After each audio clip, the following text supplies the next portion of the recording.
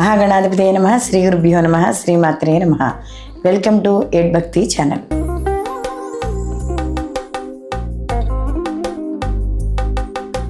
ద్వాదశ రాసుల వారికి శుభాశుభ ఫలితాలు ఏ విధంగా ఉన్నాయి అనే విషయాన్ని మనం ఈ వీడియోలో తెలుసుకుందాం. సహజంగా మనం ఉగాదికి మనం నూతన సంవత్సరంగా భావించి మనము ఈ ఉగాది పంచాంగం చెప్పుకోవడం అనేది మనకి ఆచారంగా వస్తుంది. కానీ కొంతమంది ఆంగ్ల నూతన సంవత్సరంది కూడా ఏవైతే ఫలితాలు ఉన్నాయో, రాశి ఫలితాలు ఉన్నాయో అవి కూడా వాళ్ళు తీసుకోవడం అనేది జరుగుతోంది. కాబట్టి అలాంటి వారి కోసం ఈ వీడియో చేయడం అనేది జరుగుతుంది. అయితే ఇక్కడ మనకి కేవలం గోచార ఫలితాలు మాత్రమే మనం చెప్పుకోవడం అనేది జరుగుతుందంటే మనకి 2026 జనవరి నుండి మనకి 2026 డిసెంబర్ వరకు ఈ సంవత్సరం లోపు ఈ నిడిలో ఏవైతే గ్రహాల యొక్క ప్రధాన గ్రహాలు అంటే ఎక్కువ కాలం ఒకే రాశిలో సంచరించే గ్రహాలు, దీర్ఘకాలికంగా మనకు ఉండే గ్రహాలు ఏవైతే ఉన్నాయో వాటిని ఆధారంగా చేసుకుని మనం ఈ ద్వాదశ రాశుల యొక్క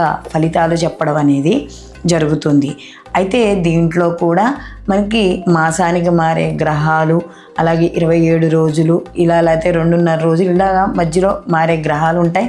వాటి ప్రభావం కూడా ఈ ద్వాదశ రాశుల వారి మీద కూడా ఉంటుంది. అయితే దీర్ఘకాలికంగా ఎక్కువగా మనకి సంచరించే గ్రహాల యొక్క ప్రభావం కూడా ఉంటూ దానితో పాటుగా ఇక్కడ వ్యక్తిగత జాతక పరిశీలన కూడా తప్పకుండా చూసుకోవాలి. ఎందుకంటే గోచార ఫలితాలు కాబట్టి కొంతవరకు మాత్రమే ఫలితం అనేది ఉంటుంది. దీంతో పాటుగా వాళ్ళ జన్మ జాతకాల్లో జరుగుతున్న దశలు, అంతర్దశలు, వాటి యొక్క ఫలితాలని ఈ రెండింటినీ కూడా చూసుకుని అప్పుడు జాతక ఫలితాలు బేరేస్ చేసుకోవడం అనేది ఉంటుంది. కాబట్టి ఇవి కేవలం గోచార ఫలితాలు మాత్రమే అని గ్రహించాలి.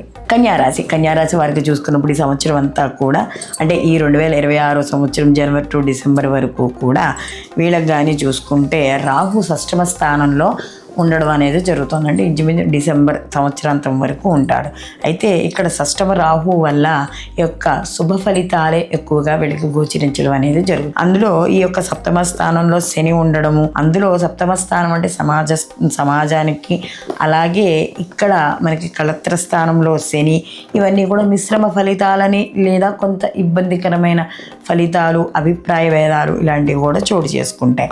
అలాగే జూన్ 2 నుంచి కూడా ఈ యొక్క గురువు మార్పు చెందడము, అలాగే ఇక్కడ గురువు యొక్క 10వ స్థానము, దాని తర్వాత ఏకాదశ స్థానంలోకి మార్పు, దాని తర్వాత వ్యయ స్థానంలోకి మార్పు, ఇవన్నీ కూడా అంటే వీళ్ళకి ఈ మార్పు అనేది కనబడుతోంది. అయితే కన్యారాశి వాళ్ళకి కానీ చూసుకున్నప్పుడు ఈ మార్పు అనేది కొంత మంచిగానే కనబడుతుంది. ఎందుకంటే 6వ రాహు ఉన్నాడు కదా, 6వ రాహు వల్ల 6వ స్థానం అంటే మనకి రోగస్థానము, శత్రుస్థానము ఇవన్నీ కూడా. కాబట్టి రోగాలు అంటే ఆరోగ్య విషయాల్లో కాస్త కుదుటి పడ్డము, పెద్దగా తీవ్రంగా ఇబ్బంది పెట్టే అనారోగ్యాలు అంటూ ఏమీ ఉండవు.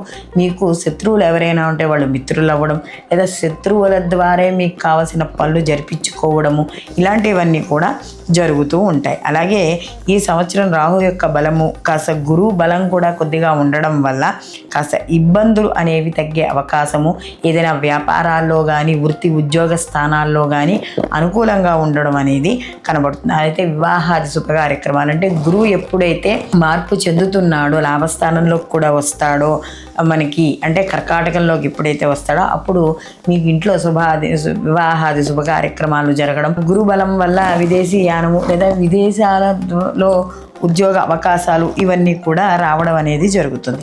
అలాగే వ్యాపారస్తులకు సామాన్యంగా ఉంటుంది. విద్యార్థులకు కూడా ఈ సంవత్సరము కాస్త ఉత్తీర్ణత బాగుపడడం అనేది జరుగుతుంది. అలాగే కుటుంబపరమైన విషయాల్లో వాటిల్లో అనుకూలంగా ఉంటుంది. అలాగే ఆరోగ్య విషయాల్లో కూడా అనుకూలంగా ఉంటుంది. మొత్తం మీద ఈ రాశి వారికి చూసుకుంటే కొంత శుభకరమైన ఫలితాలే కనబడుతున్నాయి. అంటే 50-50 ఛాన్సెస్లా ఉన్నాయి. కాబట్టి వీళ్ళు తప్పకుండా ఈ వ్యయ స్థానంలో కేతు యొక్క సంచారం ఉంది కాబట్టి వీళ్ళు గణపతి ఆరాధన, సుబ్రహ్మణ్య ఆరాధన చేసుకుంటూ మధ్యలో గురుబలం కాస్త తగ్గుతుంది. కాబట్టి గురు చరిత్ర పారాయణ కానీ, అనఘాష్టమి వ్రతం కానీ ఇలాంటివి చేసుకోవడం ద్వారా శుభ ఫలితాలు పొందడం అనేది జరుగుతుంది. స్వచ్ఛమైన స్ఫటికలింగాలకు, రుద్రాక్షమాలకు, జాతి రత్నాలకు ఈ కింది నెంబర్ని సంప్రదించగలరు.